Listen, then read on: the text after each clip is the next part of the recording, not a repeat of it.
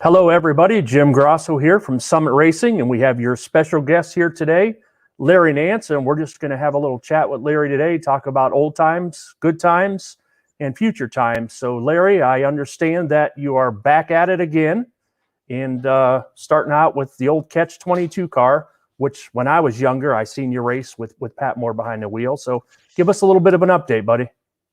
Yeah, that old car was built in 1990, so we got it back and we're racing it. We put a Pro Charger in it with a 481X. We went 380s last year, so hopefully we got a new Pro Charger on it. We're going to run a little faster this year. We're going to try. Our first race is going to be PDRA, and Pat Moore is driving it again. I'm working on it just like always, and we're excited to see what it'll do. I mean, it's what's the fun thing about it is it's an old Don Ness car. It Mm-hmm. was my heart. I love that car so much, dude. So to race it against these young cars right now, and it's doing pretty good. I'm pretty proud of that car.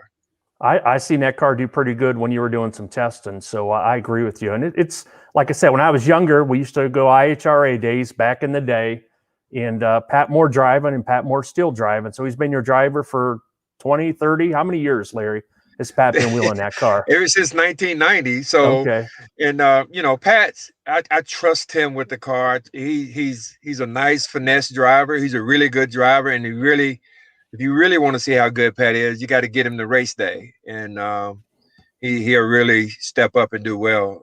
Pat won the top sportsman championship, I mm-hmm. think, Yep, in IHRA. yep. I remember And that, the old Corvette, right, with the big wing yep, on it. the old Corvette. And then then I was building my car. And then Pat sent me a little letter out and said, if you looking for a driver, I'm Pat Moore, world champion or whatever. And I called him up, invited him to a Cavs game, and we talked, and we've been friends ever since. And I can't think of a better driver than myself, than Pat Yep. Moore. Speaking about a driver better than yourself, but I understand that in the pro stock NHRA days, you were the driver, right? Several different cars, Cavalier. You had a Mopar at one time, and then the Cutlass, I believe you started, correct? Yep. Yeah, we started with a Monte Carlo because I raced in IHRA. Mm-hmm. And actually, the first race we went to, very first race I went to after learning how to drive the Monte Carlo, we won the first race I ever went to. So that don't happen to many people. And that really spoiled me to think now I'm this great driver that can win all the races. I never won anything after that. But it's good for a driver to go to professional class and win his first race. I had Butch Peterson as my crew chief, Mm-hmm. and we just had a great team. And we won that first race, and it was awesome. Then I went to NHRA, and that I really hate I did that because I should have waited a couple years before I tried to go over that race with the big boys, and Sure. so I kind of struggled over there. I understand. If I remember correctly, Butch is still at it, right? Butch is still in the pro stock or pro mod ranks, correct? Yeah, if there's a car at the track, Butch's going to be at the track. I mean, that's a smart kid. I'm not sure who he's working with right now, but he's still at the racetrack, and he's been around in a long time, and he's a very smart guy. So I understand that Catch 22 has been since day one, if I remember right. It's been on the car since day Yeah, one. Go ahead. Catch 22 have been on the car since day one, but now it's a Cavs 22, and that helped me. I love that team so much, and I Sure. just decided to put Cavs 22 on there, especially since Larry came back here. So 22 is a big number to my heart. Oh, I bet. I bet having your son play where you played, what 13 seasons in the NBA? I played 13 seasons, 6.5 with Phoenix Suns, 6.5 with the Cleveland Cavaliers. And, my Cleveland Cavaliers years was the best years because we still live here. We love the Sure. fans. We had the best fans in the world, had a great team. And now my son played for this team. So he loves it, never want to leave. And it's just a great situation for me. Pretty lucky people. And I understand they unretired your jersey for your boy to wear as well. That's pretty cool. Yeah, it doesn't get better than that. I mean, that's something that's never had happened that they retire jersey and your son come and play for that team. So we have the best owner in the world, Dan Gilbert, and the NBA just let them do whatever they want to do, and Mm-hmm. brought it down and let him wear number 22.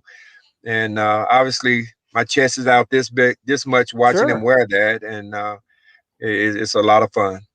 And as it should be, as it should be.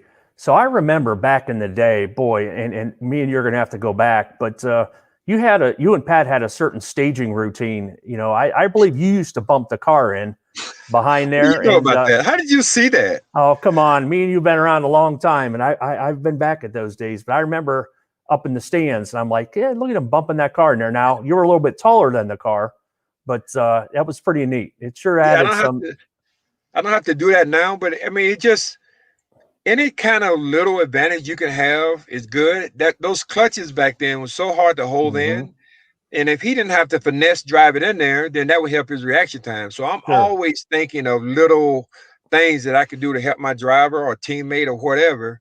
So sure, if I can push it into the first beam, then his leg is less tired and makes obviously better reaction time. So yeah, sure. that was yeah, I'll do anything for the team, that's for sure. And it's kind of crazy now. I understand some of the pro mods now, it's driver shifted, not like a year or two ago when everything was sort of air shifted or things of that nature. So they're kind of going backwards, back to the day when drivers shifted and drivers did everything. So, I mean, you're talking about when drivers shifted, when drivers truly shifted the car and had to hit the shift light and things of that nature. Right. It's a lot of fun, especially with the Liberty, the 5 speed Liberty. We start shifting those ourselves, it became more consistent when we shift them than when we air shift. I don't know whether air shift made it a little too quicker or something, too quick, Mm-hmm. but we love shifting ourselves. And I was just thinking today about. I was wondering for next year if I could get another motor, try a small block with a clutch Mm-hmm. with a Liberty, and see if that would be faster. So I'm all about the old school stuff for sure. I know that a lot of these combinations, especially on the LS platform, Larry, these guys are Hmm. making really big power. Longevity is good. The platform is good, and these guys are putting them behind 5-speed Liberties and things of that nature, and they're making some power and they're making some good runs on the track for sure. Yeah, for sure. The Liberty, I think Liberty with the lockup is probably the quickest out there. We run a Linko drive Mm-hmm. with a converter, and we definitely do not have lockup. But that's something for the future if we continue to do this. But right now, I'm pretty happy with what we're doing. But that Liberty is hard to beat because it's so easy to turn. And if you Sure. make a lot of power, it doesn't rob a lot of power from you. So it would definitely be faster than anything else, I think.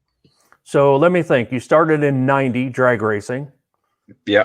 How With how many? Pat was driving then. So I didn't Okay. start driving myself to 96. But you were kind of in the cars forever. Your father was a mechanic back in the day, correct? My father was a truck driver, bus driver, and a mechanic, and he loved Chevrolets. That's why I'm always pushing that Chevy thing. So, Sure. and my father, I used to hold a flashlight for him a lot of times, a lot of nights, and that's where. Then I went to high school, and I went to high school to a trade school to be a mechanic and a truck driver. That's all I wanted to do, but Mm-hmm. this basketball thing got in the way, and I played basketball, but my family had a whole bunch of great athletes, and we played basketball all the time with no agenda in mind. I never did have the goal of making the NBA. It's just that I played every day and turned out to be a pretty good player because of my family background, and it worked out. I'm really happy it did. Yeah, I think I read something. It's for the love of the sport, Larry. I know your intentions weren't not to play basketball, but I know you got bit by the mechanic in the car part as well. So you have one or two street cars too, first gen Camaros, maybe. My '67 Camaro, I got one now, and Okay. I've had two or three at a time at one point, but I had to, when the wife started saying, you got to get rid of some of this stuff around here so I can have somewhere to park. Oh, excuse me. You're all right. You're all right. That's Larry Jr. calling. We should get him on there. But yeah. So I got a '67 right now with a four L80E transmission in it. I So remember that conversion. We've yeah. seen each other a lot in the store trying to figure that one out. He's talking about it. Yeah. So I got that in there. I really like it, and it's got a 598 in it with some dart heads on it, and Mm-hmm. It makes good power. It's lots of fun to drive, and so when I have a good day, I'm out in that thing. How was that conversion? I know that me and you struggled a little bit trying to get that thing squared away, but with the overdrive with that big inch motor, I think you said the streetability really came alive with that transmission.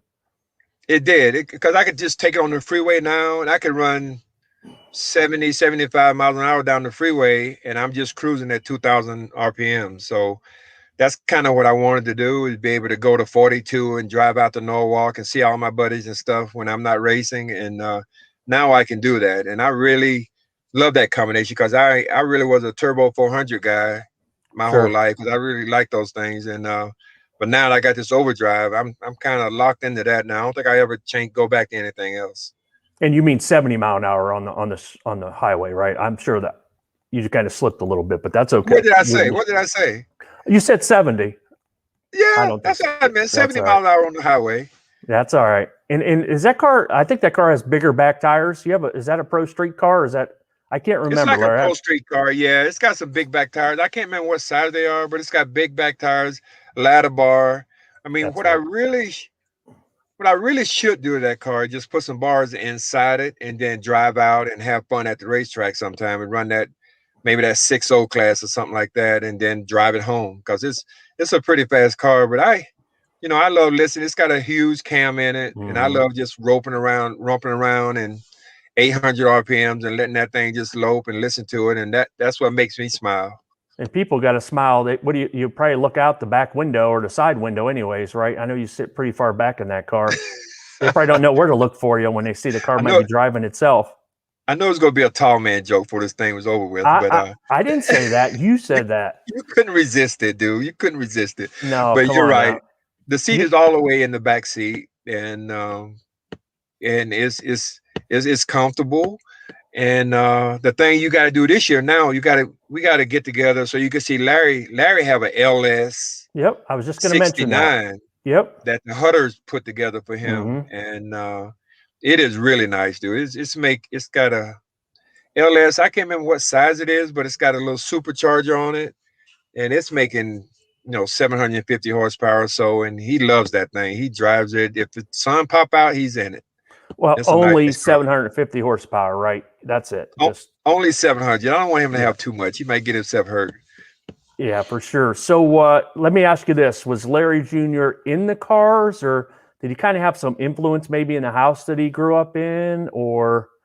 No, he wasn't into them, but first he got him an Audi, and then he put a little pulley on it, and then it started. Then he was getting lit. Then now he could feel the Audi, put a little pulley on it, and it got a little faster. And then once he got traded here, I'm like, dude, this is what you got to do. So we built him a little 69, and he's all into it now. I mean, he loves it, drives every day. He come out to the track when we're racing. And so I think the bug was in him. He just didn't know it was there until I had to prime him a little bit.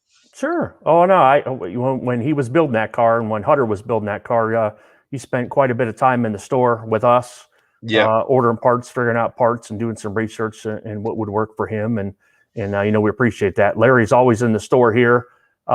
He stands out, and you got to give me a little bit of break on that one. But Larry's I'm always in the store. Yeah, you're always in the store. But me and Larry go back a long time. And Larry's been a customer for a long time. I know that we may have had a stint or two back in the day as associate sponsor or something like that, Larry, possibly. Yeah, on my Oldsmobile. That's right. That's right. We did a little sponsorship at one of the races, and you guys have always really been good to me, and I pretty much know everybody down there now, and just a great place to come and a great people to be around. I really appreciate everything you guys do for me, because it's been a great relationship for me.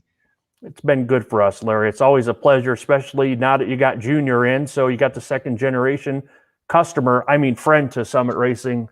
And you never know where he may go, you know what I mean, once he retires and things of that nature. But, it's been a pleasure serving you all these years for sure. And you've been a really good friend to us and friend to me and friend to Summit Racing. So I appreciate you taking the time. And one quick fact, and I'm not going to embarrass you, Larry, but you won the first NBA dunk contest. Is that correct? That is correct. So the first one, we can tie that. I can, pretty much anything I do, I can tie into a car somehow. Oh, sure So, you can. so they invited me to the slam dunk contest, and I'm like, dude, I just have no interest. And then I was driving home from practice, and I see this red and black '67 Camaro in this parking lot, and I'm like, okay, if I go to slam dunk contest, I can win the money and get that car. So then I called him and told him I would be in the slam dunk contest, and I went against my lifelong hero was Julius Erving, Dr. J, and I went against him for the championship, and he ended up missing the dunk. I ended up winning, ended up buying the Camaro, and then lights out after that, man. I've been 67 Camaros ever since then. Man, that's awesome. That's a great story. And there may have been after that contest, there may have been a little nickname that I think you tried to name the car that, but it just didn't fit. Car wasn't long enough or something of that nature. Well, I'm not quite sure where you're going, but I know that they tried to call me the Ayatollah of Slamola. Yep, so that's it. In Phoenix, they called me up and said they wanted to have a slam dunk name for me. Well, if you know me well enough, you know I probably won't participate in nothing like that. So I told them I want no part of it. Just call me Larry Nance. I'm good to go. Well, they said we're gonna have the contest anyway. So they had the contest anyway, and Ayatollah of Slamola won. And then people just started calling me that, but I had nothing to do with it. But if I see people sometimes, they just say, "Hey, Ayatollah Slamola," and I'm like, just whatever. I just have to deal with it. But so that's how long ago that was that? 90s? 84. Oh my. Wow, that's a long time ago. That's a long time ago. You know, I had to get that story out of you. I'm sorry. I don't mean to go through the the historical files with that, but it was a good story. And you are truly the you don't like to stray from your Larry Nance. That's it. You're not a nickname guy. You're the most kindest person I've met, and we really appreciate you spending time with us today, Larry. Well, thank you very much. I really appreciate it too. I had fun. All right, we'll see you in the store soon. For sure. Yeah, and I'll talk to you soon on the side, buddy. Okay, man. Thank you very much. You have a good day. Thank you, Larry. You as well. Bye. Bye.